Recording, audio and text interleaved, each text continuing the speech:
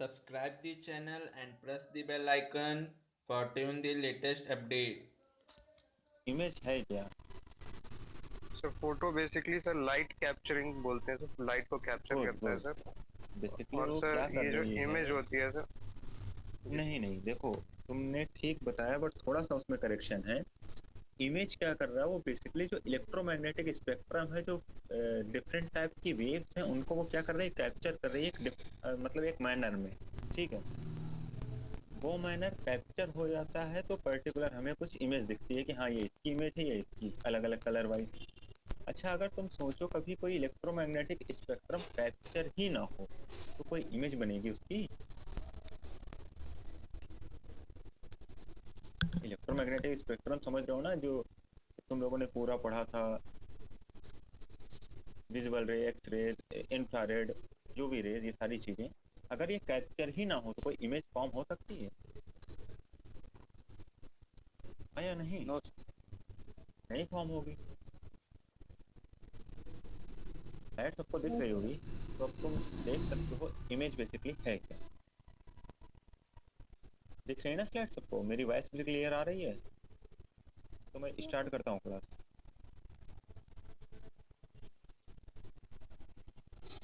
ठीक है,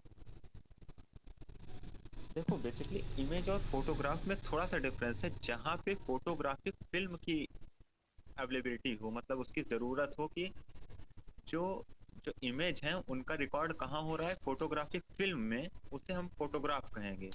but image क्या होती है कि पिक्टोरियल रिप्रेजेंटेशन है बेसिकली वेव का, जो इलेक्ट्रोमैग्नेटिक वेव्स हैं वो, और इलेक्ट्रोमैग्नेटिक एनर्जी का रिकॉर्ड है एक इमेज। अब कोई पूछेगा डिफ्रेंशिएट कर पा रहा हूँ ना इमेज और फोटोग्राफ में? ये इंपॉर्टेंट नहीं है एग्जाम के पॉइंट ऑफ व्यू से, मैं in general point of view से बता रहा हूँ कि वाइवा में मान लो पूछ क्या दिया कि what is the difference between image and photograph, तो बता सकते हो। क्योंकि ये छोटी चीज है, इस पे लोग ज़्यादा ध्यान नहीं देते। सर एक बार फिर से बता दीजिए। ठीक है, देखो, इमेज बेसिकली एक कोई भी पिक्टोरियल रिप्रेजेंटेशन है। पिक्टोरियल रिप्रेजेंटेशन किसका? जो इलेक्ट्रोमैग्नेटिक एनर्जी है उसका रिकॉर्ड करता है।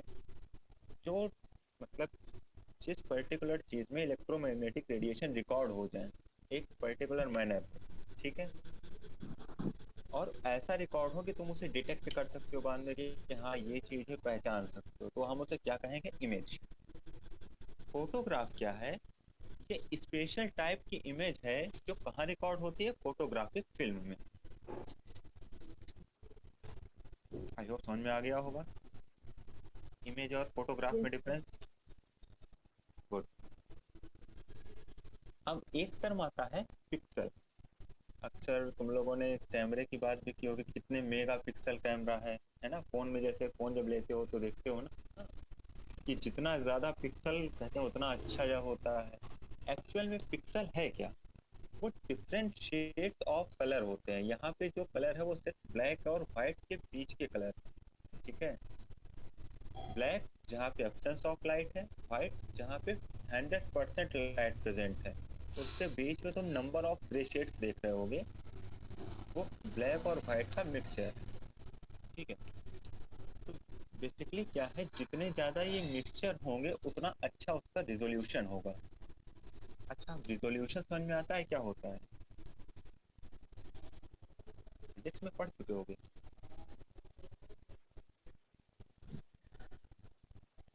कोई एक्सप्लेन करेगा resolution, what is resolution? Sir किसी इमेज का प्रॉपर या क्लियर दिखाई देना। इमेज का प्रॉपर दिखाई देना। फिजिक्स में पढ़ा है, साइंटिफिक लैंग्वेज में थोड़ा सा बात करो।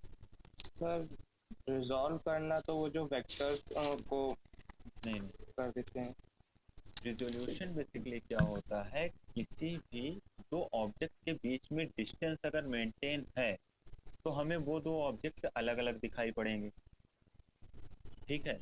ऐसे समझो, जैसे मान लो तुम कहीं फील्ड पे खड़े हो, तुमसे कोई 100 मीटर के डिस्टेंस में दो लोग खड़े हैं, उनकी तुम आपस में डिस्टेंस देख पा रहे होगे। अब अगर वही दो लोग 200 मीटर के डिस्टेंस पे तुमसे हो जाएं और उनके आपस की डिस्टेंस तुमको क्या लगेगी, और वो दोनों पास पास में।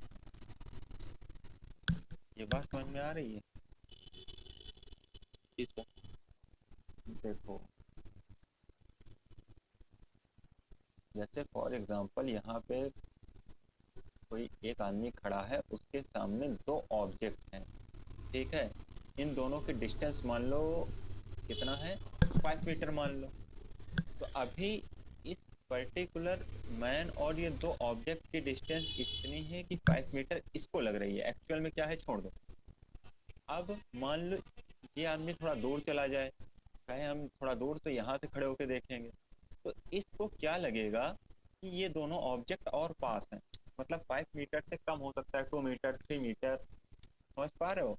मतलब दो ऑब्जेक्ट के बीच के में अगर तुम डिफ्रेंशिएट कर पा रहे हो, उनके बीच में डिस्टेंस मेंटेन कर पा रहे हो, वही क्या एबिलिटी है, रिजोल्यूशन। ठीक है। अब बेसिकली रिजोल्यूशन जितना ज़्यादा, इन केस ऑफ फोटोग्राफ की बात करें, जितना ज़्यादा ये डिफरेंट टाइप के शेड्स होंगे उतना ज़्यादा किसी इमेज का रिजोल्यूशन होगा।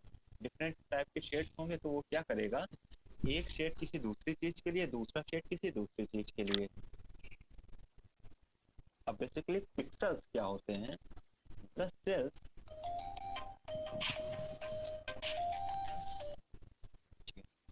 Sales are setted one after another along the line. और एक चीज याद रखना, ये बहुत ही मतलब मैनर में अरेंज होते हैं, ऐसा नहीं कि बहुत जिगजैग वे में होंगे, कोई प्रॉपर मैनर ही होगा ये जो सारे पिक्सेल्स अरेंज होंगे इन केस ऑफ कोई भी इमेज होगी। हर इमेज में जो पिक्सल अरेंजमेंट है वो फिक्स रहता है, ठीक।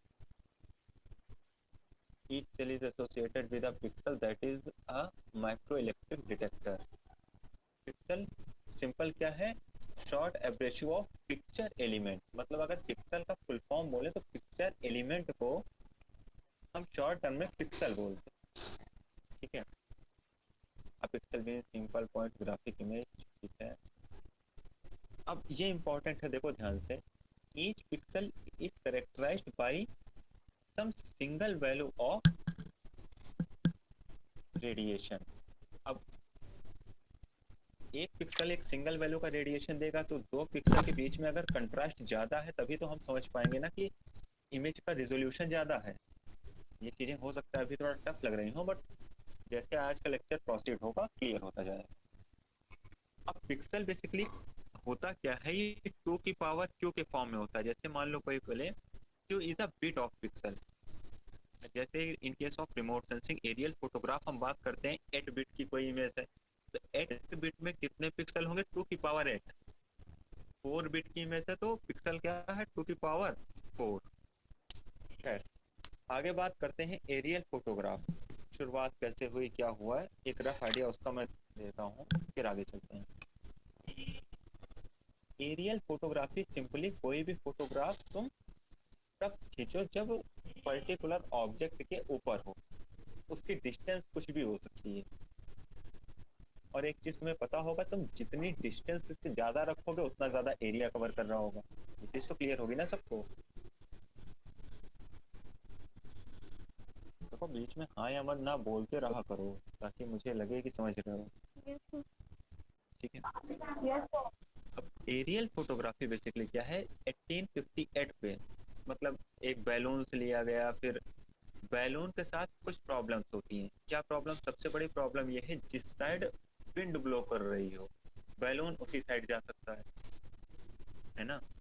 तो एक प्रॉब्लम इसके साथ हुई, फिर अलग अलग टाइप के चीजें आई उसको चेक करने के लिए। फिर एक टाइम था जहाँ पे हम खास करके जब यूएस की सिविल वॉर चल रही थी तो पिजन्स को, कबूतरों को यूज कर रहे थे एरियल फोटोग्राफी के लिए, ठीक है।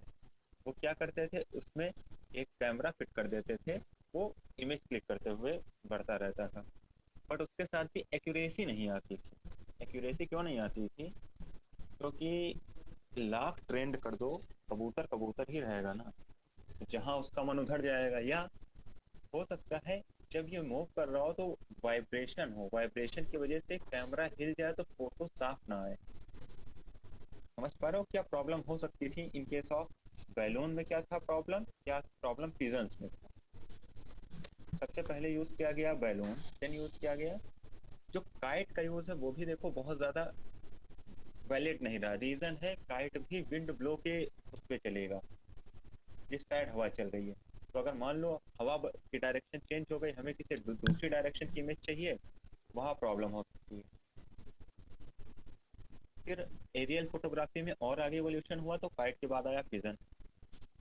काफी यूज करते थे इसका बट बहुत अच्छा यूज नहीं। फिर लास्ट में आते मॉडिफाई होते होते ये बेसिकली देखो एक काइट से एरियल फोटोग्राफी की गई है, ठीक है। 1906 में एक अर्थक्वेक आया था, उसकी कितना डैमेज हुआ है ये पता करने के लिए। एक्चुअली रिमोट सेंसिंग का जब मैं यूज पढ़ा रहा था तो एक टर्म आया था जियो हजार्ड का मॉनिटरिंग के लिए यूज करते हैं। अब जैसे कहीं अर्थक्वेक आया या आ रहा है तो कितना डैमेज हुआ, हम रिमोट सेंसिंग क्या कर रहे हैं बेसिकली, क्योंकि वो लार्ज एरिया कवर कर रहे हैं तो हम आसानी से एक रफ आइडिया लगा सकते हैं, ठीक है। फिर आगे ये डेवलप होते होते इस पे हम लोग आए फ्लाइट और एयरक्राफ्ट पे। और यहाँ पे क्या था, ऐसा नहीं कि एकदम आइडियल केस हो गया फ्लाइट, बट एक चीज है ये हम अपने मन के अकॉर्डिंग जहाँ हमारा एरिया ऑफ इंटरेस्ट होगा वहां जाके हम फोटोग्राफी कर सकते हैं। और प्लस जितना एरिया ऑफ इंटरेस्ट होगा उतना ज़्यादा कर सकते हैं। एयरक्राफ्ट में क्या है, एक्यूरेसी ज़्यादा है, बट एयरक्राफ्ट की भी अपनी कुछ लिमिटेशंस हैं। फॉर एग्जांपल अगर एयरक्राफ्ट ज़्यादा ऊंचे उड़ रहा है और नीचे बादल आ गए तो फोटोग्राफी बहुत अच्छी नहीं हो पाएगी। या बहुत ज़्यादा वेजिटेशन है और तुमको रॉक पहचानना है तो वहाँ फोटोग्राफी बहुत अच्छा काम नहीं करेगी। इन केस ऑफ जब हम विजिबल रेंज की बात कर रहे हैं, जब लेकिन थर्मल बात करते हैं और इंफ्रारेड की बात करते हैं तो उसका थोड़ा सा अलग पर्सपेक्टिव है। कैसा है आगे बताऊंगा उसको मैं। अब ये कुछ इमेज है एरियल फोटोग्राफी की, तो तुम समझ पा रहे होगे कितना लार्ज अमाउंट ऑफ एरिया हम एक एरियल फोटोग्राफ में कवर कर लेते हैं। अब इसी फोटोग्राफ को अगर तुम फील्ड पे रह के देखते तो हो सकता है 10 से 15 दिन लग जाए इस पूरे एरिया की फोटोग्राफी करने में, बहुत ज़्यादा टाइम वेस्ट होगा। और बहुत से ऐसे फीचर्स होते हैं जो खास करके बहुत लार्ज स्केल फीचर होगा ना, वो तुम एरियल फोटोग्राफी वाली जो इमेज होगी उसी से पहचान पाओगे। जो फोटोग्राफ होगा स्मॉल स्केल के स्ट्रक्चर तो आसानी से पहचाने जा सकते हैं फील्ड में, बट लार्ज स्केल स्ट्रक्चर जैसे तुम लोगों ने अभी हिमालय पढ़ा होगा तो हिमालय में तुमने डिफरेंट टाइप के फॉल्ट्स पढ़े होंगे, MBT, MCT, है ना। तो अगर तुम फील्ड पे जाके पहचानोगे तो ये पहचानना, मतलब जिसने पहली बार पहचाना नो डाउट बड़े अच्छे जियोलॉजिस्ट हैं, बट एज अ कोई स्टूडेंट जाके देखे वहाँ तो पहचानना बहुत मुश्किल है। पर जब हम रिमोट सेंसिंग फोटोग्राफी में आते हैं, सैटेलाइट व्यू में आते हैं, या तुम सिंपल गूगल अर्थ पे देख रहे हो तो तुम देखोगे कि सडन चेंज ऑफ हाइट कहाँ से हुआ। क्योंकि फॉल्ट कोई भी होगा तो क्या करेगा, एरिया डिस्प्लेस करेगा। तो एक साइड की वहाँ पे ज़्यादातर रिवर्स फॉल्ट है तो एक साइड क्या करेगा, हाइट बढ़ा देगा, ऊपर उठा देगा, हैंगिंग वॉल साइड, है ना। तो लार्ज स्केल फीचर्स पहचानने के लिए एरियल फोटोग्राफी का हम बहुत अच्छा यूज़ करते हैं। और दूसरी चीज़ क्या है, जैसे मान लो हमें कोई रोड मैपिंग करनी है, टनल मैपिंग करनी है कि हम रोड किस डायरेक्शन से ले जाएं, या जैसे लखनऊ में जो मेट्रो बन रही है हम मेट्रो को किस डायरेक्शन, मतलब कहाँ से कहाँ मोड़ेंगे, फिर क्या करेंगे कि हम लेस डैमेज करते हुए अपना प्रोजेक्ट कंफर्म कर लें, पूरा कर लें। तो वहाँ पे एरियल फोटोग्राफी बहुत बड़ा रोल प्ले करती है, ठीक है ना। और सबसे इम्पोर्टेंट तो खास करके जैसे जो जियो हजार्ड हैं, अब जैसे फॉर एग्जांपल क्लाइमेट मॉनिटरिंग के लिए जो वेदर मॉनिटरिंग होती है, दूसरा जैसे मान लो कहीं फ्लड आया तो कितना एरिया फ्लड से इफेक्टेड है, कहाँ तक हमको जो बोलते हैं राहत सामग्रियाँ पहुँचानी है, तो इन सब की मॉनिटरिंग हम रिमोट सेंसिंग खास करके एरियल फोटोग्राफ के थ्रू कर सकते हैं। समझ आ रहा है? आई होप एक रफ आइडिया हो गया होगा एरियल फोटोग्राफी की शुरुआत कैसे कैसे हुई और एयरक्राफ्ट तक वो कैसे आया। दूसरा उसका यूज क्या क्या है, यहाँ तक सबको क्लियर है? अब आगे बढ़ते हैं। ये भी बेसिकली कुछ फोटोग्राफ्स हैं, डिफरेंट टाइप की फोटोग्राफ। अब तुम लोग एक चीज ध्यान दो, जैसे जो ये फोटोग्राफ है, ये एग्जैक्ट क्या किया गया होगा, वर्टिकल फोटोग्राफ है। इट मीन्स कि एयरक्राफ्ट इसके जस्ट परपेंडिकुलर होगा इस फोटोग्राफ में। और इन केस ऑफ ये वाली जो फोटोग्राफ है, ये थोड़ा सा ऑब्लिक फोटोग्राफ है। ये ये टर्म समझ में आ रहा है या नहीं? मतलब ये फोटोग्राफ तब ली गई है कि एयरक्राफ्ट के जस्ट नीचे है वो हमें नहीं दिख रहा, बट उसके जो ऑब्लिक है थोड़ा सा वो दिख रहा है। और इस फोटोग्राफ में देख पा रहे हो कि एयरक्राफ्ट के जस्ट नीचे क्या है। अब ये हम कैसे पता कर पाए? खास करके जो ये पेड़ों की पोजीशन है, ठीक है, पोजीशन ऑफ ट्रीज। यहाँ पे ट्री की पोजीशन है जो तुम देख पा रहे होगे कि ऐसा लग रहा है कि ये ऑब्लिक फोटोग्राफ्स हैं। आई होप ये चीज़ क्लियर हो रही होगी सबको। नहीं तो फिर धीरे धीरे जब रिमोट सेंसिंग के फील्ड में आगे काम करोगे, इन केस ऑफ एमएससी और आगे रिसर्च करोगे जब, तो ये सारी चीज़ें तुम्हें बहुत आसान और बहुत आसानी से पहचान सकते हो कि हाँ भाई ये ऑब्लिक फोटोग्राफ है और ये कैसी है, वर्टिकल। क्योंकि इसमें क्या है, ट्रीज के सिर्फ टॉप दिख रहे हैं। कि जैसे कोई मान लो शेड है, टीन शेड है, तो उसका सिर्फ हमें टॉप दिख रहा है। आ रहा है ना समझ में? Yes sir. अब बात करते हैं एरियल फोटोग्राफी में कौन कौन से फैक्टर्स होते हैं। ये देखो ध्यान से, ये एक मुझे बड़ी अच्छी पीडीएफ नेट पे ही मिल गई थी, गूगल पे। अच्छी बात इस पीडीएफ की क्या थी कि जो ये पर्टिकुलर डेफिनेशंस लिखी हुई हैं इनकी, एक एक लाइन की, और टू द पॉइंट लिखा है। ये अक्सर इम्पॉर्टेंट है, तो चाहो तो इस स्लाइड की एक स्क्रीनशॉट ले सकते हो। इस पे मैं दो चीज़ें अच्छे से डिस्कस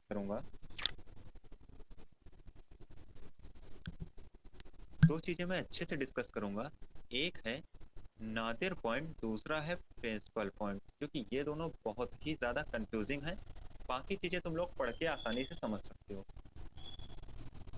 बेसिकली देखो नादिर पॉइंट होता क्या है। जैसे ये मैं कैमरा बना रहा हूँ जो कि एक एयरक्राफ्ट में लगा होगा, ठीक है। क्योंकि मैं माउस से बना रहा हूँ तो बहुत अच्छी आर्ट नहीं बन पाएगी इससे, ठीक है। तो ये कोई एक एयरक्राफ्ट होगा, यहाँ पे एक कैमरा लगा हुआ है।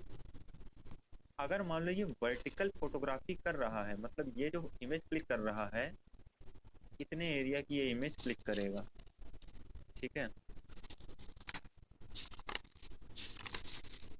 और ये है अर्थ सरफेस, क्योंकि इसका भी एक फील्ड ऑफ व्यू होगा ना। हर कैमरा का, हर हमारी आंख का जैसे एक फील्ड ऑफ व्यू होता है। फील्ड ऑफ व्यू समझ रहे हो? जितना व्यू वो देख पा रही, कितना एरिया वो कवर कर पा रही है एक बार देखने में। इसको तुम लोग अभी आगे भी डायग्राम वाइज समझ सकते हो। पहले भी नादिर पॉइंट समझते हैं कि क्या है। ग्राउंड है बेसिकली ये, दूसरा कलर ले लेता हूँ, अच्छे समझ में आएगा। अब ग्राउंड से अगर हम एक परपेंडिकुलर लाइन कुछ ऐसे ड्रॉ करें जो कैमरे, मतलब ग्राउंड से परपेंडिकुलर एक लाइन जाए, वो कैमरे तक जाए, तो जहां पे ये इंटरसेक्ट करेगा उस पॉइंट को बोलेंगे नादिर पॉइंट। समझ पा रहे हो? बस ये इंपॉर्टेंट चीज ये है कि ये परपेंडिकुलर ड्रॉ करना ना वो लेंस से हो, मतलब लेंस पे जाके आए। क्योंकि परपेंडिकुलर यहाँ भी होगा, यहाँ भी परपेंडिकुलर तो हर जगह होगा, बट नादिर पॉइंट वाला वो रहेगा जो इसके लेंस के सेंटर से होकर के एक परपेंडिकुलर अर्थ सरफेस पे आ रहा है। तो जो ये पॉइंट होगा उसको क्या कहेंगे? नादिर पॉइंट। ये इम्पॉर्टेंट है, इन case of objective type exam में आ सकता है, इसलिए बता रहा हूँ। तो नादिर पॉइंट क्लियर हो गया सबको, या फिर डाउट तो बताऊं? सिंपल नादिर पॉइंट क्या है कि जो भी कैमरा है उससे हमने एक परपेंडिकुलर डाला अर्थ सरफेस पे, वो जहाँ पे इंटरसेक्ट किया वो पॉइंट क्या हो जाएगा? Nadir point. दूसरी चीज है principal point. Principal point basically, इसको रफ कर देता हूँ या इधर बना देता हूँ। कोई भी फोटोग्राफ है और फोटोग्राफ के बीच का जो सेंटर है, ठीक है, उसको हम कहेंगे प्रिंसिपल पॉइंट।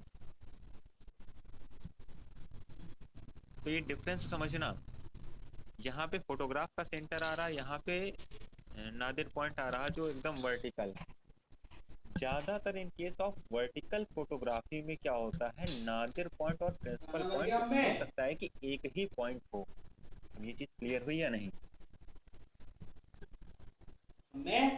इसीलिए बोला था ध्यान से सुनना। अगर वो दोनों क्लियर होंगे तो जो स्टेटमेंट मैंने अब दिया है वो क्लियर हो गया होगा। In case of vertical photography, principal point और nadir point it may be a one point. अब ये चीज क्लियर हुई, दोनों एक ही पॉइंट हो सकते हैं। Yes. और बाकी जो हैं वो बहुत ज़्यादा एक तो इम्पोर्टेंट भी नहीं है, बट एक स्क्रीनशॉट ले लेना और एक एक बार सबको पढ़ लेना होता क्या है क्या है। अब एरियल कैमरा, जो कैमरा एयरक्राफ्ट में हो उसे एरियल कैमरा कहेंगे, एरियल फिल्म क्या है, ये सारी चीज़ें बहुत, लेकिन ये तो दो चीज़ें हैं वो कंफ्यूजिंग भी हो सकती है थोड़ा सा, और आगे इन पे क्वेश्चंस भी बनते हैं, इसलिए इम्पोर्टेंट। अब टाइप ऑफ एरियल फोटोग्राफ क्या है, तो बेसिकली 3 पार्ट में डिवाइड करते हैं। Vertical photograph, low oblique photograph, high oblique photograph. अच्छा, एक टर्म यहाँ पे आ रहा हॉरिजॉन, ये समझते हो हॉरिजॉन क्या होता है? कोई बता सकता है? Sir plain area. हॉरिजॉन्टल नहीं बोल रहा हूँ मैं बोल रहा हूँ हॉरिजॉन। देखो लिखा भी हुआ है। स्काई और लैंड जहाँ मीट करता हो। वेरी गुड, बहुत अच्छा, उसी को बोलते हैं हॉरिजॉन। जैसे मान लो हम लोग कहीं जैसे फील्ड पे हो या कभी घर की छत पे खड़े हो के दूर देखना, तो तुमको ऐसा लगेगा एक बहुत दूर ऐसा पॉइंट है जहाँ पे स्काई और अर्थ मीट कर रहे हैं। ये तो एक्सपीरियंस सबने किया होगा। Yes sir. और जिसने किया है बहुत अच्छी बात है, ना किया हो तो जब क्लास हो जाए तो एक बार छत पे जाके देखना। बहुत दूर जब देख रहे होगे तुमको ऐसा लगेगा एक बहुत दूर ऐसा पॉइंट है जहाँ पे स्काई और अर्थ मीट कर रहे हैं। अच्छा, तुम लोगों को एक मैंने प्रेजेंटेशन, चलो कभी मौका पड़ा तो दिखाऊंगा कि how to define shape of earth. जब हम अर्थ की शेप की बात कर रहे थे कि मतलब अर्थ का शेप कैसा है, सबसे शुरुआत में हमने बोला प्लेन है, फिर बोला कि अर्थ तो प्लेन है लेकिन स्काई कैसा है, वो हेमी सर्कुलर है। ये सब पॉइंट सब बहुत इंपॉर्टेंट है कि हमारा ऑब्जर्वेशन लेवल कैसे रेज हुआ धीरे धीरे और कैसे हम आज प्रेजेंट टाइम पे एग्जैक्ट अर्थ के शेप में पहुंच पाए।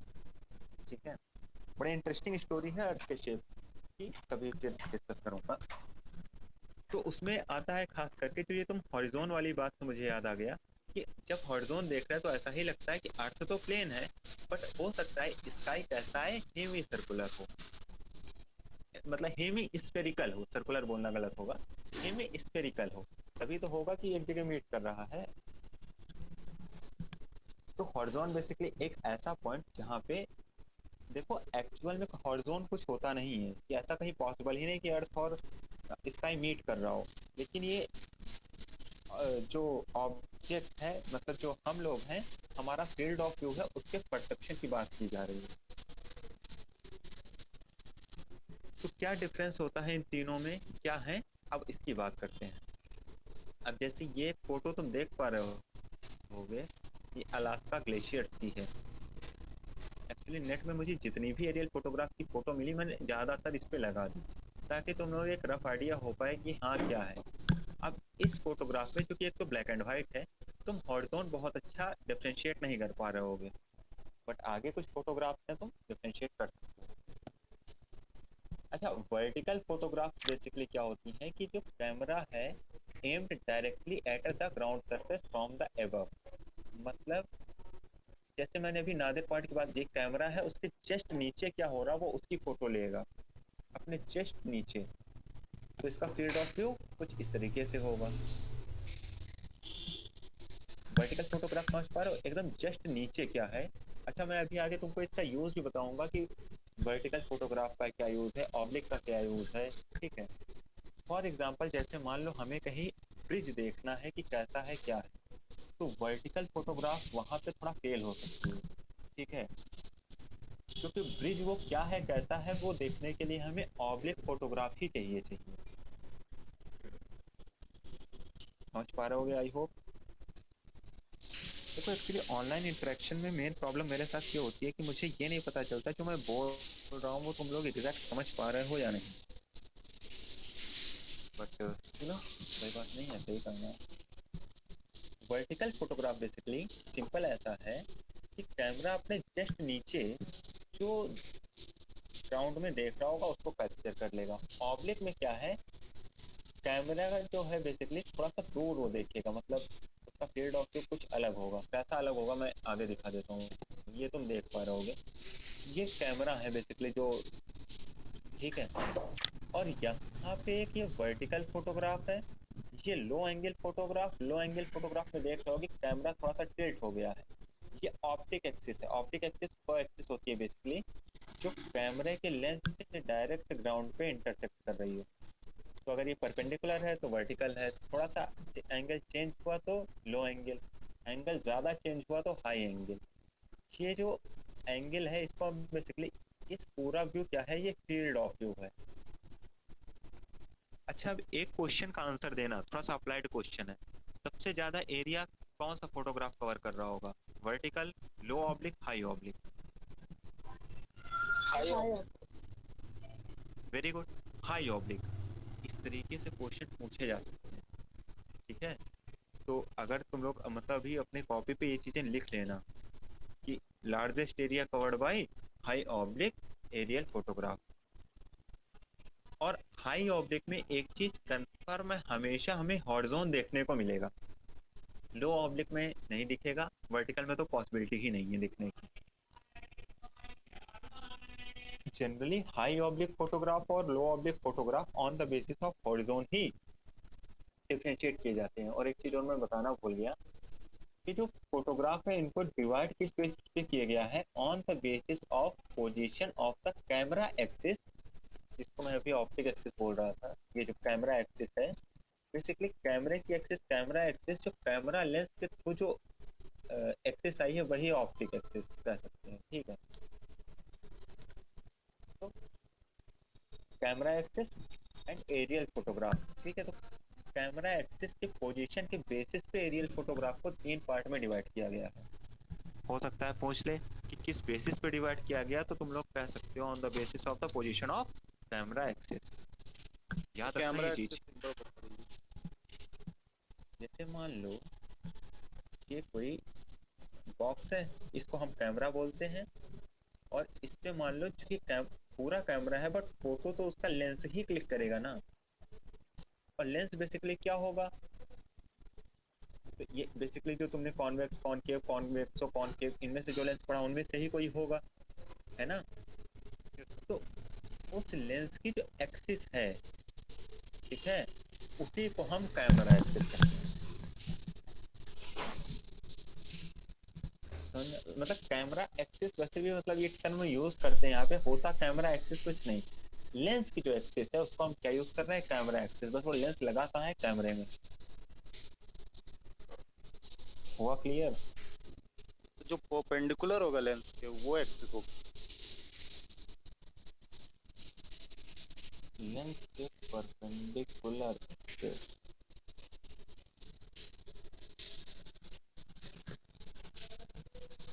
अब ये एक्चुअली मैंने कोई ऐसी फोटोग्राफ लगाई नहीं कि लेंस कैसे लगे होते हैं। एक्चुअली में जो कैमरा होता है तो एक तो डिफरेंट टाइप के कैमरा और डिफरेंट टाइप के लेंसेज हैं, ठीक है।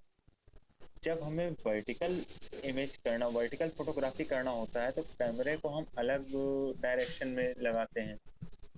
ऑब्लिक करना होगा तो अलग ऑब्लिक में मैटर करता है, हाई ऑब्लिक या लो ऑब्लिक।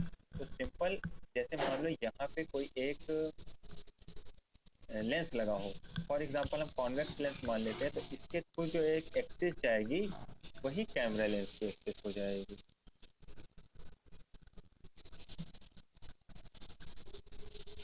ऐसा भी हो सकता है, ऐसा भी हो सकता है।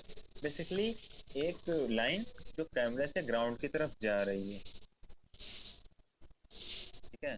अब बहुत सिंपल वे में मैं, यही होगा, आई होप समझ में आ रहा होगा। अभी भी नहीं आया?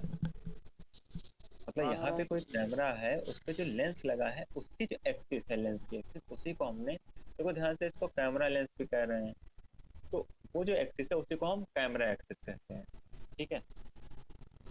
और बेसिकली 3 टाइप की Okay. फोटोग्राफ, ये जो ज़्यादा इम्पोर्टेंट है वो याद रखना, vertical, low oblique, high oblique. High oblique में हमेशा हॉरिजॉन देखने को मिलेगा। याद करने के लिए तुम एच से याद रख सकते हो, हाई ऑब्लिक, हॉरिजॉन। अब यहाँ तुम देख पा रहे होगे कि कैमरा एक्सिस, वर्टिकल एक्सिस, ठीक है। इन केस ऑफ वर्टिकल फोटोग्राफ में कैमरा एक्सिस और वर्टिकल एक्सिस एक हो सकती है, बट ऑब्लिक में ऐसा नहीं। ऑब्लिक में क्या होगा, बेसिकली वर्टिकल जो कैमरे से और इसके परपेंडिकुलर हो, ठीक है, वो वर्टिकल है। इट मीन्स अगर इसका नादिर पॉइंट देखा जाए तो नादिर पॉइंट याद है, भूल गए फिर से बताओ, याद है। अभी एक्सप्लेन किया था।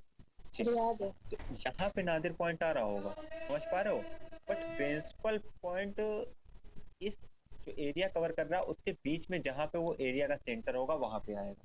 तो इन case of vertical air photograph ये दोनों एक ही पॉइंट हो सकते हैं, but low oblique, high oblique में दोनों अलग अलग हो जाएंगे,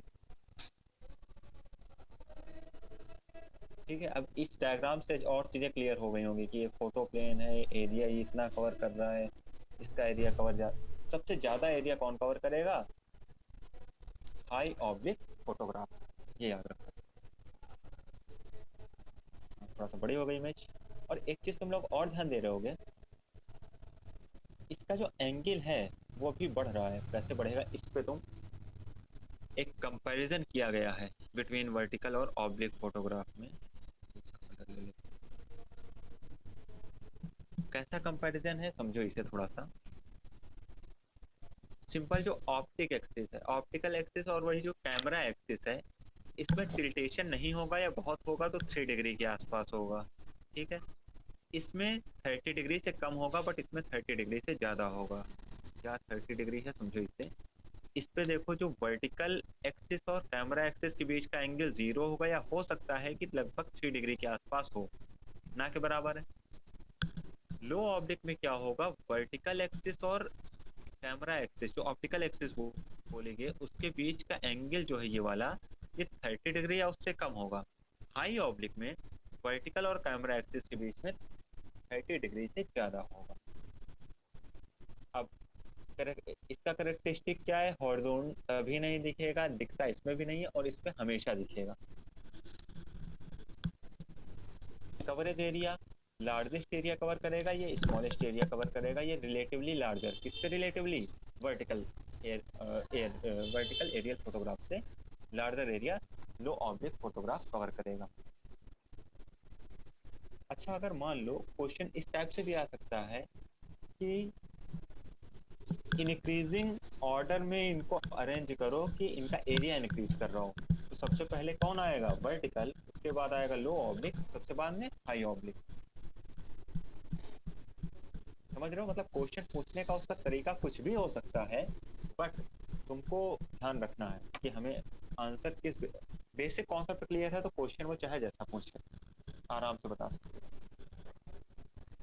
शेप बहुत ज़्यादा खैर इम्पोर्टेंट नहीं है, स्क्वायर होगा और इन दोनों में ट्रेपेजॉइडल होगा, ठीक है। Photograph scale uniform, decrease from the background. अच्छा, फोटोग्राफ स्केल क्या है मैं अभी आगे चल के बताऊंगा क्या है, नहीं तो जितना ज़्यादा एरिया कवर कर रहा है उसकी स्केल कम होगी या ज़्यादा होगी, कौन बताएगा? ट्राई करो, कोई भी लोग ट्राई करो। ज्यादा होगी सर। स्केल ज़्यादा होगी, स्केल ज़्यादा होगी तो एरिया क्या होगा? इसटू हाँ, रेशियो हाँ। ज्यादा होगा। रेशियो ज़्यादा होगा तो क्या एरिया कम होगा या ज़्यादा? तो ज्यादा एरिया कवर करेगी ना। ठीक है, अभी यहीं पे क्लियर कर देता हूँ। जैसे मान लो 1:, ये एक लिखा है 50,000, तो 3 0 बन गए, और एक में लिखा है 1:5,000। तो किसकी स्केल ज़्यादा है, किसकी स्केल कम है, किसका एरिया ज़्यादा होगा? अच्छा, 1:50,000 मतलब तो समझ पा रहे होगे कि ये भी नहीं आ रहा है। हाँ सर। इसका कौन सी स्केल ज़्यादा है, कौन सी कम है, स्केल ज़्यादा होगी तो एरिया ज़्यादा होगा, कम होगा, क्या होगा बताओ? सर स्केल ज़्यादा होगी तो एरिया कम होगा। स्केल ज़्यादा होगी तो एरिया कम होगा। जैसे मैंने 2 एग्जांपल लिखे हैं, स्क्रीन पे दिख रहे हैं। सर 1:50,000 अगर है तो फिर उसका एरिया स्केल ज़्यादा होगी तो एरिया। चलो इसको मैं थोड़ा सा अभी यहीं छोड़ता हूँ, सोचना इस बारे में। आगे स्लाइड आएगी तुम लोगों को कवर हो जाएगा डिटेल में, क्या होगा कैसे होगा। और अगर आज क्लियर नहीं होता है तो मैं कल तक का टाइम भी दूंगा, ठीक है? सोचना इसके बारे में, इजी चीज़ है, आसानी से बता सकते हो। Difference in comparison the map least, ये इतना इंपॉर्टेंट है नहीं है। लीस्ट रिलेटिवली ग्रेटर वेटेस्ट, क्योंकि मैप बेसिकली क्या है, कितना ज़्यादा एरिया कवर कर रहा है। और एक चीज़ और है, हम किस चीज़ पे फोकस कर रहे हैं। हमारे लिए दोनों टाइप के मैप इंपॉर्टेंट होते हैं, जो लार्ज एरिया कवर कर रहे हैं और स्मॉल एरिया कवर कर रहे हैं। बट इम्पॉर्टेंट क्या है कि हमारा पर्पस क्या है, ठीक है? ये मेन ऑब्जेक्टिव क्या है उस फोटोग्राफ को देखने का। अगर ऑब्जेक्टिव कोई लार्ज स्केल फीचर या लार्ज एरिया कवर में वो चीज़ है तो हमको हाई ऑब्जेक्ट में जाना होगा। स्मॉल चीज़ है और ऐसी चीज़ है जो हाई ऑब्जेक्ट में उतना क्लियर ना दिख पाए तो हम लो ऑब्जेक्ट में या वर्टिकल में जाते हैं। अब देखो, इमेज क्लिक करने के 2 तरीके होते हैं। इस पे यहाँ पे हम एक ही तरीका बताएंगे बेसिकली। एक क्या होता है, पर्टिकुलर इमेज जो क्लिक करता है। अब ये एक एयरक्राफ्ट देखो इस साइड मूव कर रहा है, ये चीज़ सबको विजिबल है या छोटा दिख रहा है तो बड़ा कर दें थोड़ा सा, ठीक है? एक काम कर सकते हो तुम लोग, सब लोग अगर मोबाइल से ही कनेक्ट हो, तुम अगर स्क्रीन को थोड़ा सा इंक्रीज करोगे, जैसे कि फोटो बड़ा करते हो ना, जूम करते हो, तो स्क्रीन भी बढ़ जाएगी। तो ऐसे करके भी देख सकते हो। Yes sir. तो अगर यहाँ पे क्या कर रहा है, ये वन टाइम, एक बार इसने यहाँ इतनी इमेज क्लिक की, दोबारा इसने जो इमेज क्लिक करेगा, एक बात ध्यान रखते हैं हम लोग कि लगभग 60% एरिया ओवरलैप होना चाहिए। ओवरलैप क्यों होना चाहिए? ताकि हमको पता रहे कि एक फोटोग्राफ ये है, उसके बाद जो दूसरी फोटोग्राफ है वो ये है। बहुत अच्छा नहीं बनेगा बट समझ जाओगे। तीसरी फोटोग्राफ ये है, एक्चुअली फोटोग्राफ स्क्वायर शेप में ही होगी, ठीक है? मतलब वन फोटोग्राफ ये है, दूसरी ये है, तीसरी ये है। तो अगर कुछ एरिया ओवरलैप हो रहा होगा ना, तो हमको जो कॉन्टिन्यूटी है उसकी वो ब्रेक नहीं होगी कि इसके बाद 2 के बाद 3 ही आएगा। क्योंकि ये क्या करेगा, ये तो इमेज एक बार क्लिक कर देगा और वो इमेज जब हम प्रोसेस कर रहे होते हैं तो हमें अरेंज करना होता है। तो वहाँ पे एक 60% एरिया कभी हम ओवरलैप रखते हैं उन दोनों में। तो 2 चीज़ें हो सकती हैं। काफ़ी बार क्या होता है, जैसे मान लो एरोप्लेन जा रहा है और अचानक से विंड तेज हो गई या कोई थंडर स्टॉर्म या कुछ ऐसा चीज़ हो गया कि प्लेन वाइब्रेट कर गया थोड़ा सा। तो अगर प्लेन वाइब्रेट कर जाएगा तो फोटो क्लियर नहीं आएगी। तो अगर 60% एरिया कवर है, तो अगर ये फोटो कम क्लियर है तो जो ये वाली फोटो थोड़ा सा क्लियर आएगी, तो इससे हम एक रफ आइडिया लगा देंगे, हाँ भाई ये था इसमें। और क्योंकि ये सब सर्वे एक्चुअली बहुत कॉस्टली पड़ते हैं, तो कोशिश करते हैं एक बार ही सर्वे हो एक जगह का। चीज़ क्लियर हो रही कि बस याद रखना है इतना कि 60% एरिया एक इमेज और दो सक्सेसिव इमेज के बीच में कितना एरिया ओवरलैप रहेगा, 60%, ठीक है? अब आगे ये इमेज है एरियल फोटोग्राफ की बेसिकली। ये colour infrared stereo pair of the, ये भी अलास्का रीजन का है। एक्चुअली ज़्यादातर फॉरेन में बहुत ज़्यादा काम हुआ है और उसकी इमेज आसानी से अवेलेबल है। इंडिया की इमेज कोई बात नहीं, इम्पोर्टेंट है समझना। अब एक चीज़ और आएगी आगे। अच्छा, फिल्म बेसिकली जो इमेज हम लोग क्लिक करते हैं वो 2 टाइप की हो सकती हैं। या तो वो पैन क्रोमेटिक जिसके ब्लैक और वाइट होते हैं। तो ब्लैक वाइट में मैंने बताया था कि ब्लैक होगा, वाइट होगा और उसमें उसके बीच के कलर जो ग्रे होंगे, ग्रे कलर भी बहुत सारे होंगे। उसके शेड्स में डिफरेंस, जो पिक्सल वाली स्लाइड थी याद है, भूल गए, फिर से दिखा दूँ। अरे एक साइड ब्लैक रखो, एक साइड व्हाइट रखो, तो उसके बीच में नंबर ऑफ ग्रे शेड्स आएंगे, किसी में ग्रे की इंटेंसिटी का सब में वेरिएशन होगा, ठीक है। तो उसके बेसिस पे हम कोई फोटोग्राफ, जैसे भी ये तुम इमेज देखे थे, ये वाली सारी इमेज देखो ब्लैक एंड व्हाइट वाली है। एक्चुअली ये इमेज बहुत चीप रहती है, चीप मीन्स सस्ती रहती है, ठीक है। तो ब्लैक और व्हाइट, तो उस पर देखो तुम ध्यान से देख पा रहे होगे, क्योंकि कलर वेरिएशन है तभी तुम एक 3D अपीयरेंस देख पा रहे होगे। इसमें नहीं दिखेगा बिकॉज ये वर्टिकल फोटोग्राफ है। 3D अपीयरेंस इस पे देखना बहुत मुश्किल है, इस पे देखेंगे स्टीरियोग्राफी की वजह से। आगे बताते हैं कैसे। पैन क्रोमेटिक भी इसको बोलते हैं। तो फिल्म टाइप में एक तो हो गए black and white, black and white में एक ब्लैक होगा, दूसरा व्हाइट, और तीसरा क्या होगा, ग्रे कलर होगा, ठीक है। अच्छा, एक साइंटिफिक वे में, थोड़ा और साइंटिफिक वे में बात कर दें तो ब्लैक और व्हाइट कोई भी कलर नहीं होते, सभी कलर का इसमें अलग से टर्म आया है। ब्लैक इंडिकेट करता है अब्सेंस ऑफ लाइट, ठीक है, व्हाइट इंडिकेट करता है प्रेजेंस ऑफ लाइट, ठीक है। और ये लाइट कैसी होगी, वही विजिबल रेंज की बात कर रहा हूँ। अच्छा, कलर की बात बेसिकली इजी टू इंटरप्रेट। अगर कलर्ड फोटोग्राफ है तो बड़े आसानी से इंटरप्रेट कर लेते हो, है ना। बट प्रॉब्लम क्या होती है, जो एटमॉस्फेरिक स्केटरिंग होती है उसकी वजह से वो थोड़ा फ्यूजी, धुंधली हो सकती है, एक पॉसिबिलिटी रहती है कलर फोटोग्राफ में। अब ब्लैक एंड व्हाइट के साथ हम थोड़ा सा इंफ्रारेड का साथ भी यूज करते हैं, या फॉल्स कलर इंफ्रारेड का यूज करते हैं। अब देखो फॉल्स कलर क्यों यूज कर रहे हैं, अगर हमको कंट्रास्ट बढ़ाना होता है। कंट्रास्ट कैसे बढ़ाओगे, जैसे दो चीजें हैं आस पास में, दोनों में कलर का वेरिएशन बहुत ज्यादा नहीं है। अब कैसे समझो, जैसे फॉर एग्जांपल कोई एक कल्टीवेटेड एरिया है जहाँ पे खेती ऐसी हो रही है, ठीक है। दो टाइप के खेत हैं, एक में मान लो कोई ग्रीन कलर की जो फसल लगी है वो ग्रीन कलर है, दूसरे का है, मतलब एक तरफ लाइट ग्रीन है, दूसरे का है उसमें येलो फूल है, सरसों का खेती मान लो। तो अगर तुम इसकी फोटोग्राफी करोगे तो जो लाइट ग्रीन कलर है और येलो कलर है, इसमें कंट्रास्ट बहुत ज़्यादा नहीं होगा, तो डिफ्रेंशिएट करना मुश्किल हो सकता है। आई होप समझ पा रहे होगे ये चीज़ें। तो जब कंट्रास्ट डिफ्रेंशिएट करना मुश्किल होता है तो हम उस इमेज को ऐसा क्लिक करते हैं कि कलर कंट्रास्ट हम अपने अकॉर्डिंग बनाते हैं। जैसे कि कुछ स्टैंडर्ड फॉल्स कलर हैं कि वेजिटेशन को रेड कलर से दिखाना। तभी तुम ध्यान से तुमने देखा होगा, जैसे सर भी अक्सर कोई स्लाइड दिखाते हैं, खास करके जब लखनऊ का एरिया दिखाएं और कुकरेल फॉरेस्ट के बारे में बताएं कि पहले इतना था अब इतना, तो ध्यान देना कभी वो कुकरेल फॉरेस्ट रेड कलर से ही रहता है।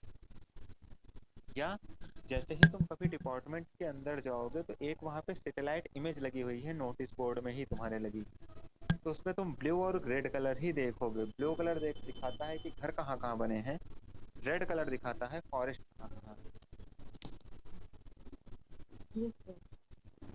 ठीक है। तो एक्चुअली रेड कलर फॉरेस्ट का नहीं होता, बट हमने उसको दिया है, दैट्स व्हाई वो है स्टैंडर्ड फॉल्स कलर। अब जैसे वाटर को हम ज़्यादातर केस में ब्लैक कलर देते हैं, मतलब ये कुछ फॉल्स कलर हैं, वो याद रख लो, नहीं तो आगे यूज़ करोगे याद हो जाएंगे। बट हाँ, ये एग्जाम पॉइंट ऑफ व्यू से इम्पोर्टेंट है कि वेजिटेशन को क्या कौन सा कलर देते हैं तो रेड कलर आएगा, जो लैंड है उसको क्या कलर दोगे, जो जहाँ मतलब घर वगैरह बने हैं तो ब्लू आएगा, वाटर को कौन सा कलर देते हैं तो ब्लैक आएगा। इतना, ये तीन याद रखो सफिशिएंट। अब सिंपल देखो, जैसे कि ये दो इमेज हैं, सेम इमेज है, जैसे सेम इमेज तो दिख रही होगी ना, जो यहाँ पे पैटर्न दिख रहा है सेम वही पैटर्न तुम यहाँ देख पा रहे होगे, बट क्या है फॉल्स कलर लगा दिया गया, तो यहाँ पे कंट्रास्ट बहुत अच्छा नहीं दिखेगा, बट यहाँ पे तुम डिफरेंशिएट कर पा रहे हो।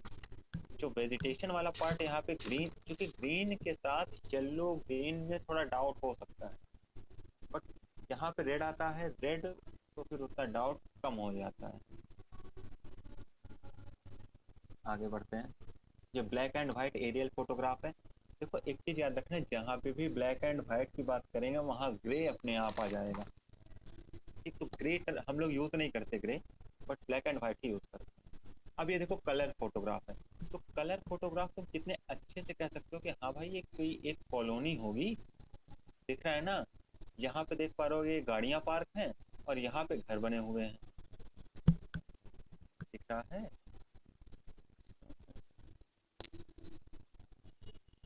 देखो जो मैं ब्लू से बना रहा हूँ यहाँ तुम देख पा रहे होगे कि गाड़ियां पार्क हैं।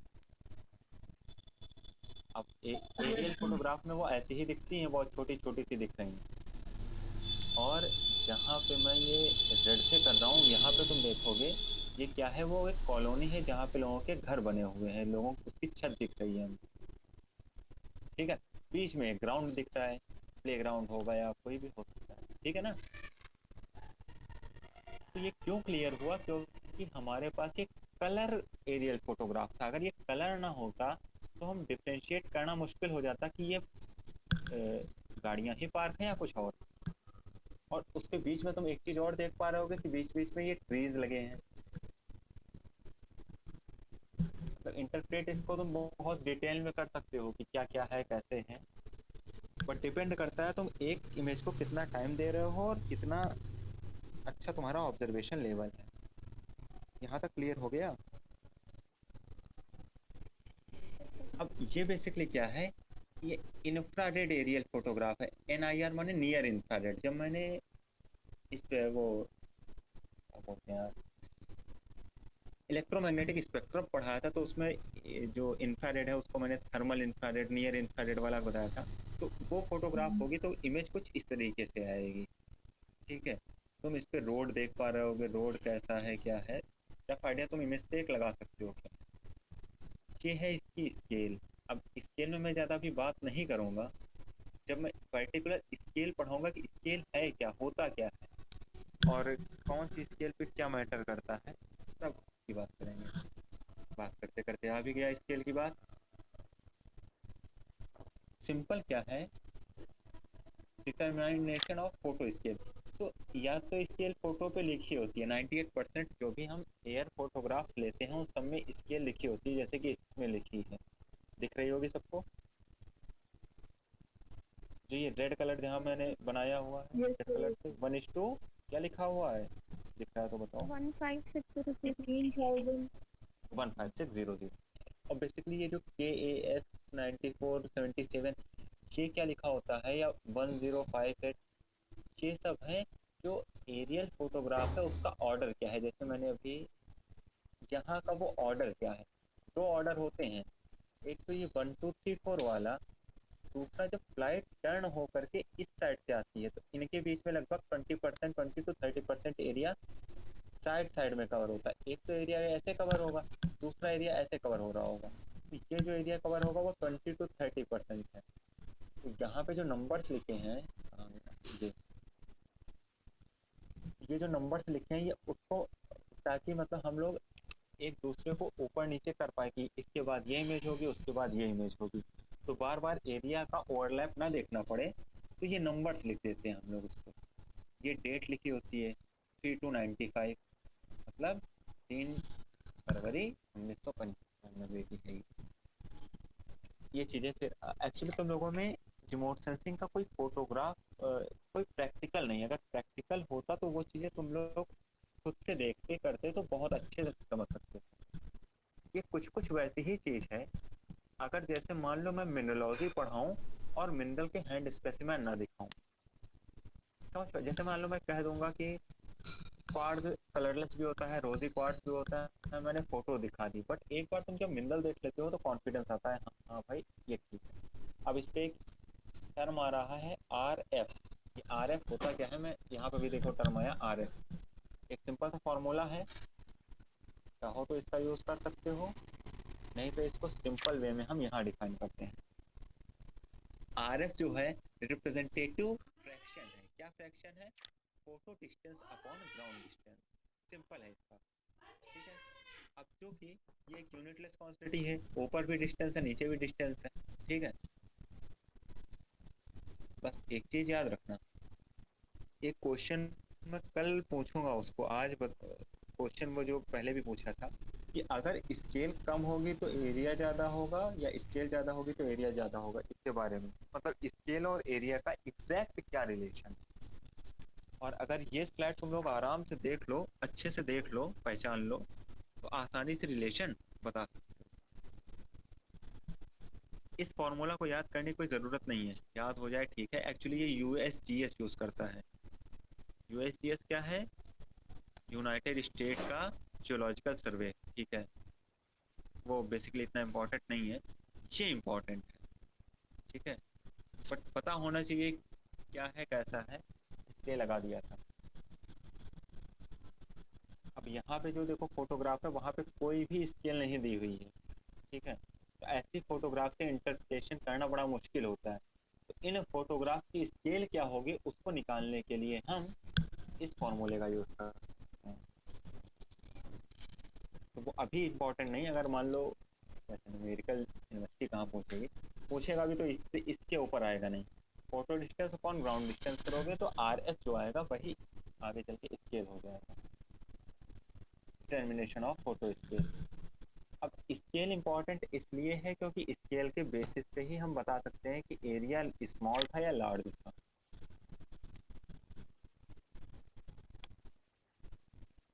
और जो ये स्केल है, जैसे तुम लोगों ने मैप में स्केल पढ़ा होगा, 1:50,000 स्टैंडर्ड स्केल होती है जीएसआई की, या सर्वे ऑफ इंडिया के जितने भी मैप आते हैं उन सब की स्केल क्या है? 1:50,000 स्टैंडर्ड स्केल का साइज यही है।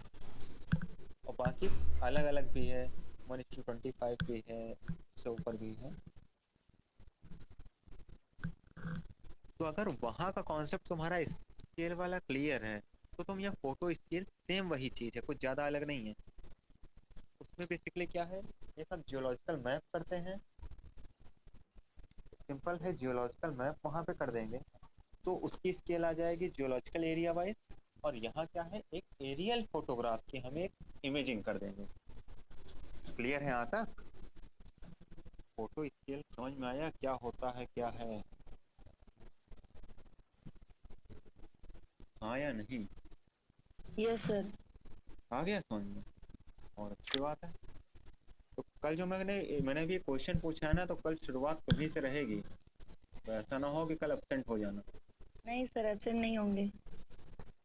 ठीक है, क्योंकि आजकल तो बड़ा अच्छा बहाना है कि सर वैक्सीन लगवाने गए थे, और अगर वैक्सीन नहीं लगवा तो वैक्सीन लगवा के आए सर बीमार है। तो ऐसा कुछ तो नहीं है ना तुम्हारे साथ अभी? नहीं सर। वर्टिकल फोटोग्राफ में जो एक नियर फोटो वर्टिकल होता है और एक ट्रू वर्टिकल होता है, इनमें डिफरेंस क्या है?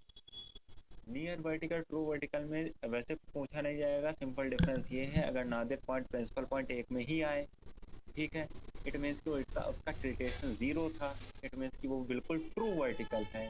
और अगर टिल्टेशन 3 डिग्री 2 डिग्री हो, इट मीन्स कि वहाँ पे नादिर पॉइंट प्रिंसिपल पॉइंट एक पास नहीं आ रहा है, तो क्या होगा? नियर वर्टिकल, ठीक है।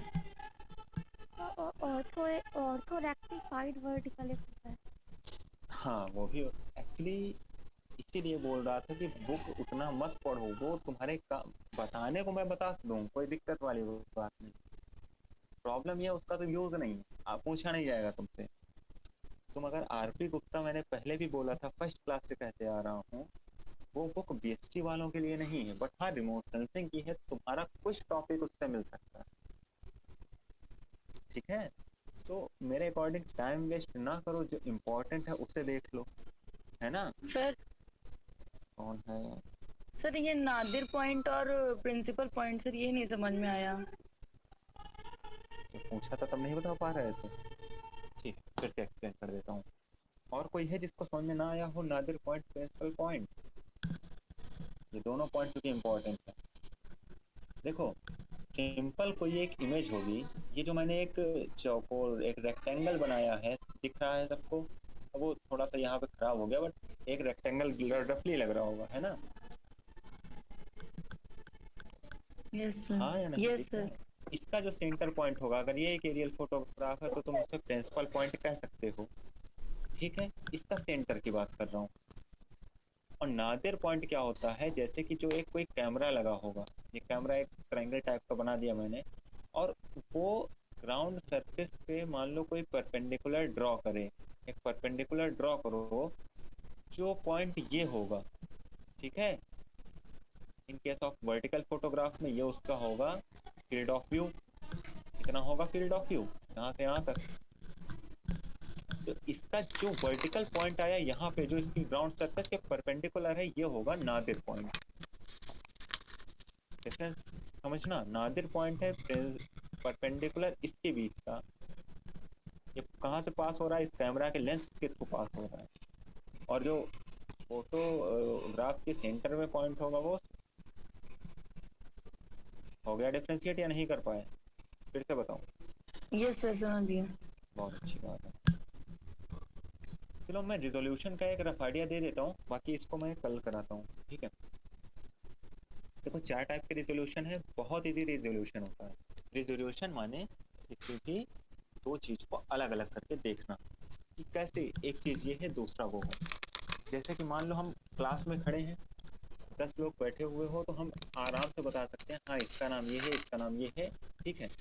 अगर मान लो हम थोड़ा और दूर चले गए तो हमको लगेगा कि हाँ वहाँ पे कुछ स्टूडेंट्स बैठे हैं, बच्चों के तुम्हारों के ड्रेस की बेसिस पे हम ये कह सकते हैं हाँ के। मतलब अब हम अगर डिस्टेंस बढ़ाते जा रहे हैं तो रिजोल्यूशन कम होता जा रहा है। ये बात समझ में आ रही है? तो जो रिजोल्यूशन डिस्टेंस पे वो करे, मतलब डिपेंड कर रहा है, डिस्टेंस वाइज हम बात करते हैं, उसको हम स्पेशियल रिजोल्यूशन कहेंगे, ठीक है। डिस्टेंस वाइज कि अगर हम डिस्टेंस कम कर दें तो रिजोल्यूशन बढ़ गया, डिस्टेंस ज़्यादा कर दें तो रिजोल्यूशन कम हो गया। स्पेक्ट्रल रिजोल्यूशन क्या होता है, अगर हम नंबर ऑफ वेवलेंथ्स बढ़ा दें तो रिजोल्यूशन बढ़ जाएगा। जैसे मान लो हम कोई एक फोटो क्लिक करें, उस पर हम कोई एक पर्टिकुलर वेवलेंथ हटा दें वहां से, तो उसका रिजोल्यूशन कम हो जाएगा। और अगर 2-3 वेवलेंथ और बढ़ा दें तो रिजोल्यूशन ज़्यादा हो जाएगा। समझ में आ रहा है? अभी इसके बारे में मैं डिटेल में बताऊंगा। और रेडियोमेट्रिक रिजोल्यूशन क्या होता है, सिंपल जो मैंने अभी ब्लैक और व्हाइट के बीच में ग्रे कलर्स बताए थे, जो बिट की बात की थी, 4 बिट 2 की पावर 4 हो जाएगा, 8 बिट 2 की पावर 8 हो जाएगा। वो जो बिट है, नंबर ऑफ ग्रेज हैं, वो आता है रेडियोमेट्रिक रिजोल्यूशन में। टेम्पोरल रिजोल्यूशन क्या है, टाइम का डिफरेंस हो। जैसे कि मान लो कभी मानसून का एरिया है, हमने वहाँ पे इमेज फोटो खींचा, तो मानसून में बाढ़ आई होगी तो उसका फोटोग्राफ कुछ अलग होगा, रिजोल्यूशन कम हो सकता है। गर्मी के टाइम पे हमने फोटो खींचा, वहाँ पे वेजिटेशन भी कम होगा तो रिजोल्यूशन थोड़ा ज़्यादा होगा। इन केस ऑफ अगर मान लो जाड़े का टाइम है, फिर फोटो खींच रहा, तो मान लो बहुत ज़्यादा, जैसे लखनऊ या यूपी की ही तो अपने घर के पास खींच रहे हो, तो अगर जनवरी दिसंबर का टाइम है तो कोहरा इतना ज़्यादा रहेगा, धुंध रहेगी, इतना फॉग रहेगा कि फोटो बहुत क्लियर नहीं आएगी। तो वो उस रिजोल्यूशन को बोलते हैं टेम्पोरल रिजोल्यूशन, जो टाइम पे डिपेंड करता हो। तो इन चारों में डिफरेंशिएट कर पाए आज? अगर आज ये कर पाए हो तो जो नेक्स्ट क्लास में होगी मैं इन सब के बारे में डिटेल में बताऊंगा कि क्या कैसे होता है। जैसे कि स्पेशल रिजोल्यूशन में तुम देख पा रहे होगे, इसमें देखो 10 मीटर दूर से देखने पे कैसा दिख रहा है, 30 मीटर दूर से देखने पे 80 मीटर, तो देखो ब्लर होता जा रहा है। जैसे जैसे हम डिस्टेंस बढ़ाते जा रहे हैं रिजोल्यूशन कम होता जा रहा है, तो इसको हम बोलते हैं स्पेशल रिजोल्यूशन। ये खैर मैं आपको कल ही बताऊंगा, ठीक है। यहाँ तक काफ़ी नई चीज़ें थी, कुछ ज़्यादा भी हो गया होगा। स्केल वाली चीज़ें क्लियर कर लेना सब लोग, ठीक है। हाँ बताओ। एक बात पिक्सल और रिजोल्यूशन में फर्क बताइए। फिर से बोलो, आवाज़ क्लियर नहीं थी। एक बात, पिक्सल और रिजोल्यूशन में फर्क क्या होता है? पिक्सल और रिजोल्यूशन, देखो पिक्सल कुछ नहीं, एक पिक्चर एलिमेंट ही है। यहाँ पे देखो मैंने बताया था, अगर तुम फ्लैट देख पा रहे होगे तो अगर जिसमें पिक्सल ज़्यादा होंगे उसका रिजोल्यूशन ज़्यादा होगा। पिक्सल सिंपल, ये जो एक चौकोर है इसको हम एक पिक्सल कहेंगे। तो अगर ये पिक्सल्स ज़्यादा हैं, मतलब अगर इन दोनों में कलर में डिफरेंस कर पा रहे हो तो उसका रिजोल्यूशन अपने आप ज़्यादा होगा। अब जैसे मान लो ये 2 ब्लैक कलर एग्जैक्ट आ रहे हैं, तो अगर ये दोनों ब्लैक एक दूसरे के ऊपर आ जाते ना, तो इसका एक पिक्सल का साइज इंक्रीज हो जाता, ठीक है। तो हम उसको एक ही पिक्सल काउंट करते हैं। बट पिक्सल में तुम देख पा रहे हो कि डिफरेंट टाइप की शेड्स हैं, तो अगर शेड्स में डिफरेंस है तो उसका रिजोल्यूशन अच्छा होगा। अगर पिक्चर एलिमेंट जितने ज़्यादा होंगे उतनी ज़्यादा उसका रिजोल्यूशन होगा, उतनी अच्छी इमेज की क्वालिटी होगी। समझ पाए? देखो रिजोल्यूशन बेसिकली जो स्पेशल रिजोल्यूशन क्या बताता है कि इंस्टेंटेनियस फील्ड ऑफ व्यू। देखो जितना ज़्यादा हम इस फ्लाइट की हाइट रखेंगे उतना ज़्यादा उसका फील्ड ऑफ व्यू इंक्रीज करता जाएगा।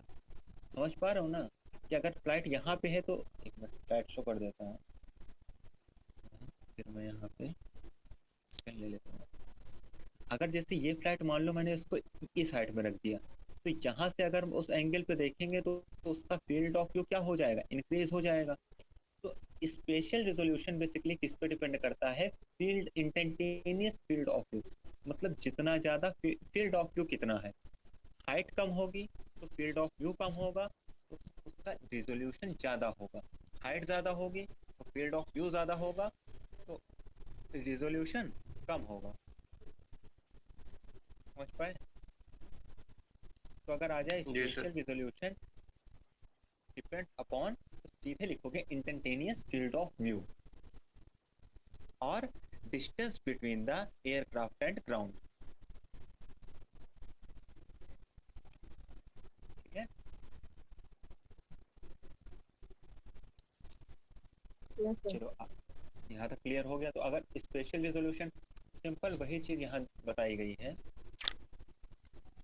कि अगर ज़्यादा एरिया हमको देखना होगा, larger feature are visible in low resolution.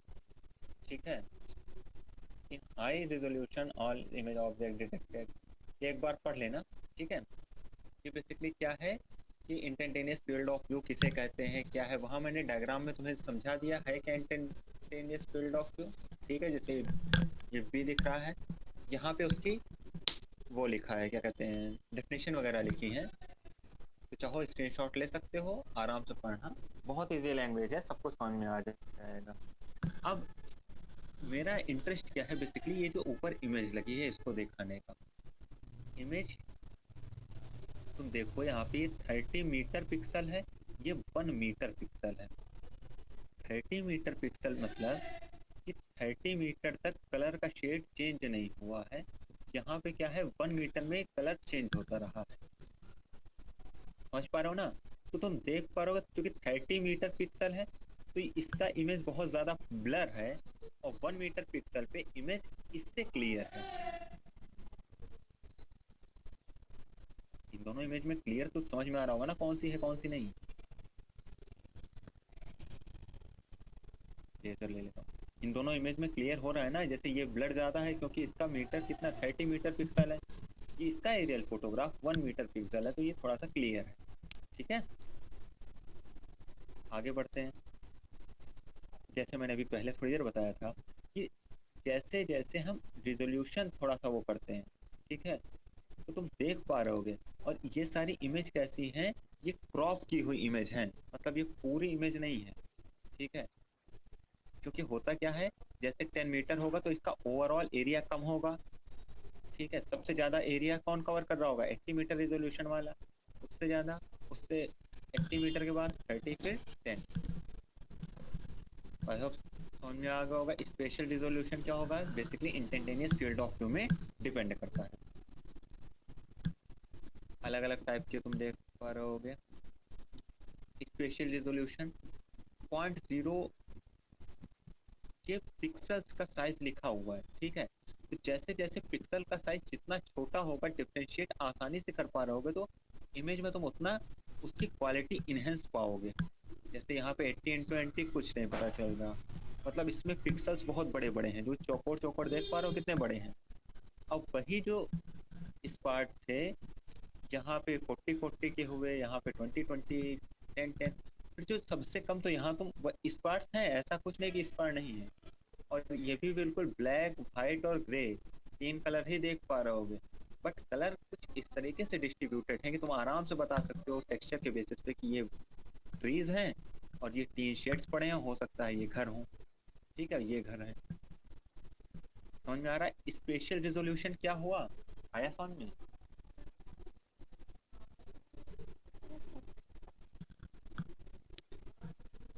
ठीक है। अब स्पेक्ट्रल रिजोल्यूशन बेसिकली क्या होता है? स्पेक्ट्रल आ गया ना, तो स्पेक्ट्रल में वेवलेंथ आ गई समझो। ठीक है, कि अगर ब्लू एंड व्हाइट है तो कलर कुछ वो होगा, अगर कलर फिल्म है तो उसमें ब्लू भी होगा, ग्रीन भी होगा, रेड भी होगा। याद हो मैंने तुमको बताया था, तो एक चीज बताई थी, प्राइमरी कलर्स कुछ थे, तो ब्लू ग्रीन रेड ही ज्यादा यूज करते हैं हम लोग। ठीक है, तो जितना ज्यादा हम लोग कलर का यूज करेंगे उतना ज्यादा उसका रिजोल्यूशन होगा। तो मुझे कोई इमेज नहीं मिली। ठीक है, समझ पा रहे हो कि अगर जैसे यहाँ पे अगर मैं इसको कलर इमेज से डिफरेंशिएट कर दूं, ठीक है, इसको हटा दूं, मतलब इसको हटा के रिप्लेस कर दो, सॉरी, कलर इमेज लगा दो, तो तुम और फीचर इसमें पहचान सकते हो कि कहाँ क्या है। हमने रिजोल्यूशन में क्या किया, सिर्फ और सिर्फ कुछ वेवलेंथ बढ़ा दी है, डिस्टेंस उतनी ही है। इसमें क्या था, स्पेशल में डिस्टेंस कम ज़्यादा कर रहे थे, स्पेक्ट्रल में क्या है, कुछ वेवलेंथ को हम बढ़ा या घटा रहे हैं, तो उससे क्या है, उसका रिजोल्यूशन कम या ज़्यादा हो रहा है। ठीक है, रेडियोमेट्रिक रिजोल्यूशन वो बेसिकली क्या करता है, अलग अलग टाइप के सेंसर्स होते हैं, उनकी एबिलिटी पे, sensors ability to discriminate very slightly difference in reflected और एमिटेड एनर्जी। स्लाइटली डिफरेंस क्यों? बिकॉज रेडियोमेट्रिक रिजोल्यूशन में ब्लैक और व्हाइट कलर ही आएगा। ओके, तो ब्लैक और व्हाइट या उसका मिक्सचर ग्रे कलर आएगा। जैसे ये तुम देख पा रहोगे 1 बिट है, देख पा रहोगे 2 बिट, 2 बिट मीन्स 2 की पावर 2, 4 बिट मीन्स 2 की पावर 4, तो 0 to 16, तो इस पे लगभग 17 कलर मिल रहे हैं। एक तो 0 मिल रहा है, एक 17 शेड्स मिल रहे हैं। 0 to 1 में लगभग 2 कलर, ठीक है, वो भी गिरी हालत में, ना के बराबर है। 0 to 4 में 5 कलर, 5 इसलिए बोल रहा हूँ, तो मतलब एक 0 होगा, 5 शेड्स मिल रहे हैं, कलर बोलना गलत होगा, 5 शेड्स मिल रहे हैं। 8 बिट्स में क्या होता है, टोटल 256 शेड्स मिलते हैं। एक 0 हुआ और 0 से 255 तक हुआ, तो देखो यहाँ पे लिखा भी है, इस पे कितना है, 256 शेड्स हैं, इस पे कितने हैं, 16 शेड्स हैं, इस पे 2 शेड्स। अब ये तुम देख पा रहे होगे, डिफ्रेंशिएट कर पा रहोगे, आई होप। इमेज वही है, सिर्फ बिट का डिफरेंस है। ठीक है, तो इस पे तुम उतना अच्छा इमेज नहीं है कि बीच में क्या है, डिफ्रेंशिएट नहीं कर पा रहे हो, बट यहाँ पे और ज़्यादा क्वालिटी इनहेंस है, क्यों? Because of the radiometric resolution. एक ही इमेज है, धीरे यहाँ पे रिजोल्यूशन सबसे कम, और बढ़ा और बढ़ा। ध्यान दो, रिजोल्यूशन बढ़ते हुए हो क्या रहा है, यहाँ सिर्फ ब्लैक और व्हाइट है, कोई भी ग्रे का वो नहीं है। इट मीन्स ये होगा 1 बिट वाली। तो धीरे धीरे हम बिट बढ़ाते गए, तो क्या हुआ, ग्रे के डिफरेंट शेड्स आए, वो शेड्स क्या करेंगे, रिजोल्यूशन बढ़ा देंगे। तो रेडियोमेट्रिक रिजोल्यूशन कंफर्म हुआ। सर रिपीट कर दीजिए ये वाला फिर से। ठीक है, एक्चुअली फोकस करना कॉन्सेप्ट सीखने के लिए, क्योंकि ऑब्जेक्टिव एग्जाम ही होगा, तो हमको कोई उस पर रट के लिखना नहीं है, तुमको समझना है और उस पर टिक करना है। रेडियोमेट्रिक रिजोल्यूशन बेसिकली क्या है, इस पे तुम देख पा रहोगे जैसे जैसे नंबर ऑफ ग्रे के शेड्स बढ़ते हैं,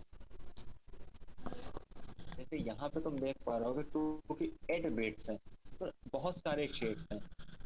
2 की पावर 4 बिट है तो कुछ शेड्स हैं, 1 बिट है तो कुछ शेड्स हैं। तो जैसे बिट बढ़ेगी वैसे वैसे ग्रे के शेड्स बढ़ेंगे। तो अगर ग्रे के शेड्स बढ़ रहे हैं तो हम उतना अच्छा रिजोल्यूशन कर सकते हैं, डिफरेंशिएट कर सकते हैं। जैसे कि एक इमेज ये देख पा रहोगे, एक इमेज ये वाली देख पा रहोगे, इमेज सेम है, बट यहाँ पे सिर्फ ब्लैक और व्हाइट है, यहाँ पे ब्लैक व्हाइट और ग्रे के डिफरेंट शेड्स हैं, तो उसका रिजोल्यूशन बढ़ गया।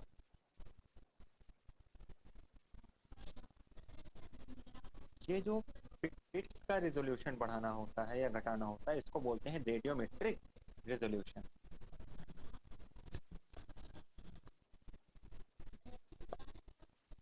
क्लियर हुआ यहाँ तक? अब जो टेम्पोरल रिजोल्यूशन, मैंने पहले ही बताया था कि लोकेशन सेम हो बट टाइम में डिफरेंस आ जाए, ठीक, तो उसको बोलते हैं टेम्पोरल रिजोल्यूशन। ये बेसिकली दो नाम लैंडसेट और IRS लिखा है, क्या है कैसे हैं। जब मैं इंडिया की बात करूँगा ना कि इंडिया में कैसे सैटेलाइट क्या आगे यूज़ करते हैं क्या, तो इन सब के बारे में डिटेल में बात करूँगा, ठीक है। टेम्पोरल रिजोल्यूशन बेसिकली क्या है, टाइम का डिफरेंस देख पा रहे हो, तो वो टाइम कितना भी हो सकता है, 16 दिन, 16 घंटे, 16 महीने, 16 साल, कुछ भी हो सकता है, ठीक है। बट इम्पॉर्टेंट क्या चीज़ है, टेम्पोरल रिजोल्यूशन में टाइम डिफरेंस होगा। एक बार फिर से मैं आगे है, टेम्पोरल रिजोल्यूशन उसी की बात है। ये कुछ लैंडसेट वाली डाटा इसलिए और मैंने डाल दिया कि आगे इनका यूज़ होगा तो तुम्हें ऐसा ना लगे कि कभी सुना ही नहीं, ठीक है। अब एक बार मैं क्विक रिवीजन कर देता हूँ, स्क्रीनशॉट ले लिया करो, वैसे सबका ले ही लेते हो वैसे। एक क्विक रिवीजन में इस रिजोल्यूशन का करा देता हूँ यहाँ पे। देखो, special resolution instantaneous field of view में डिपेंड करता है, spectral resolution number of wavelengths पे डिपेंड करता है, रेडियोमेट्रिक रिजोल्यूशन ये बिट्स में डिपेंड करता है कि 1 बिट है, 2 बिट है, 4 बिट है, 8 बिट है, ठीक है। टेम्पोरल रिजोल्यूशन ये डिपेंड करता है कि लोकेशन ए को टाइम डिफरेंस कितना है, क्या टाइम है, और टाइम डिफरेंस किस पे डिपेंड करेगा कि हमारा ऑब्जेक्टिव क्या है। जैसे मान लो तुम्हारा कोई एग्रीकल्चर के बेसिस पे कुछ ऑब्जेक्टिव हो, तो तुम हर 2 से 3 महीने पे अपना टेम्पोरल रिजोल्यूशन रखोगे, ठीक है। कि अब फसल ये है, अब फसल में ये चेंज आ रहे हैं, अब एग्रीकल्चर में कुछ ये नया हो रहा है, अब समझ पा रहे हो ना चीज़ों को, टेम्पोरल में क्या होगा। तो बेसिकली आज तुम लोगों का ये 4 टाइप के रिजोल्यूशन, तो रिजोल्यूशन तक आज क्लियर हो गया है। रिजोल्यूशन के बाद मेरे हिसाब से अब 2 चीज़ें आएंगी, एक आएगी स्टीरियोग्राफी, दूसरा आएगा इंटरप्रिटेशन कैसे करेंगे। तो आई होप दोनों बहुत ईजी चीज़ें हैं, कल हो जाएगा ये एरियल फोटोग्राफ वाला पार्ट, ठीक है।